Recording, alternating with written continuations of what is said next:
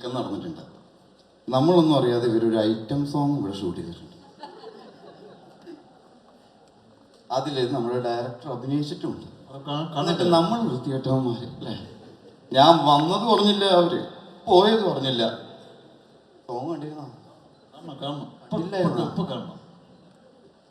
ഞാനൊന്നും പറയുന്നില്ല. വർഗീസ് അതിലാണ് അഭിനയിച്ചിട്ടുള്ളൂ. നടനും കൂടെയാണല്ലേ നടൻ. എന്താന്ന് എനിക്കറിയില്ല. ഇവര് പെൺകുട്ടീനെ കയറ്റില്ല എന്നൊക്കെയാ പറയണം. പക്ഷെ സ്ത്രീ വിഷയത്തിൽ ഇവര് അങ്ങനെയൊന്നും ഇല്ല. പക്ഷെ ഐറ്റം സോങ്ങിൽ അഭിനയിച്ചു കറക്റ്റായിട്ട്. അത് ആ പെൺകൊച്ചിനെ കൊണ്ടുവന്ന് ആ ഇക്കാലത്താണ് ഐറ്റം സോങ് ഷൂട്ട് ചെയ്യണം വെള്ളത്തിൽ. പറയണ്ട. പിന്നെ നമ്മൾ അത്രയും ദിവസം അവിടെ കിടന്നിട്ട് മറ്റ് സോങ്സിൽ അഭിനയിക്കാൻ താല്പര്യമില്ല. അതിന് വേണ്ടിയിട്ട് ആ ക്യാരക്ടർ അങ്ങനെ കൊണ്ടുവന്ന് ഞാൻ നോക്കുമ്പോൾ ജോൺ വിജയനെക്കാളും കൂടുതൽ സീൻ അവന്.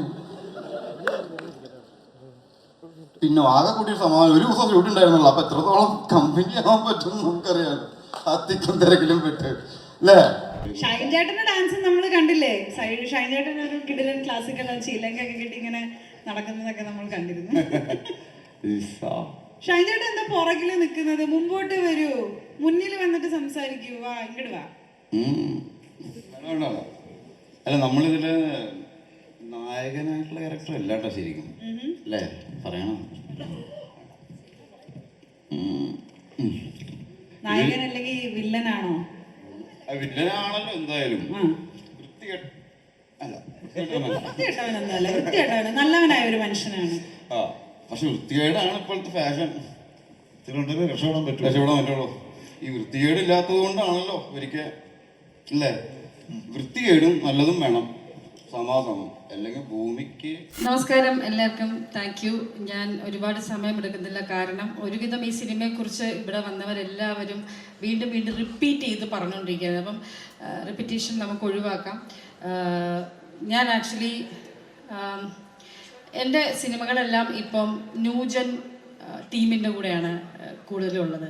അപ്പോൾ എനിക്കെന്ന് വെച്ചാൽ അവരുടെ ഒരു വൈബ് കിട്ടുന്നുണ്ടാവാം, ഞാനും അവരിലൊരാളായിട്ട് എനിക്ക് അങ്ങനെ ഒരു എനർജി കിട്ടുന്നുണ്ട്. ഞാൻ ഒരു കാര്യം ഞാൻ പറയാം, ഈ നിൽക്കുന്ന 5 പേരും ഭാവിയിലെ സൂപ്പർ സ്റ്റാർസാണ്. സീരിയസ്ലി ഉഗ്രൻ ആക്ടേഴ്സാണ്. ഞാൻ വെറുതെ പറയുന്നതല്ല.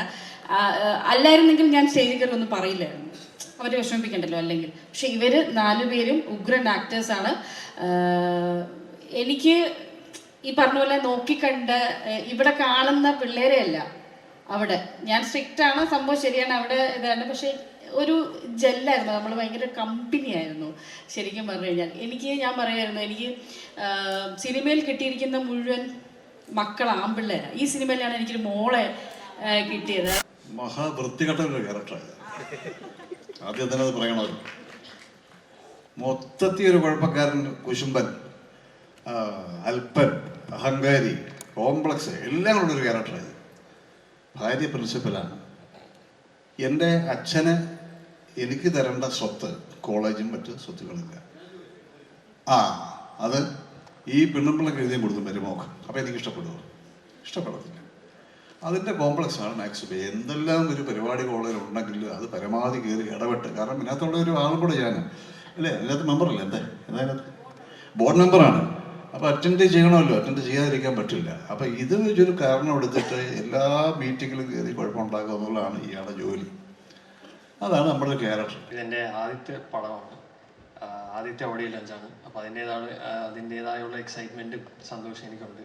അപ്പോൾ ഈ ഒരു വേദിയിൽ എനിക്ക് ആദ്യം താങ്ക്സ് പറയാനുള്ളത് വർഗീസ് ചേട്ടനോടാണ്, എൻ്റെ ഡയറക്ടറായ.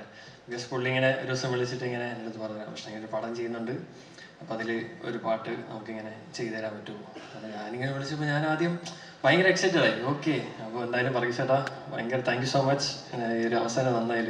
അത് നമുക്ക് ഉടനെ തന്നെ തിയേറ്ററിൽ നിങ്ങൾക്കത് കാണാൻ സാധിക്കും. അതുപോലെ തന്നെ വലിയ കുറേ നല്ല പ്രതിഭകളായിട്ടുള്ള ആർട്ടിസ്റ്റുകൾ, സീനിയേഴ്സ് ആയിട്ടുള്ള കുറേ ആളുകളുണ്ട്. അതിനോടൊപ്പം തന്നെ പുതുമുഖങ്ങളും താരതമ്യേന പുതുമുഖങ്ങളുമായിട്ടുള്ള കുറച്ച് പുതിയ ആളുകളെയും കൂടെ നമ്മൾ ഇൻഡസ്ട്രിയിലേക്ക് അവതരിപ്പിക്കുന്നു.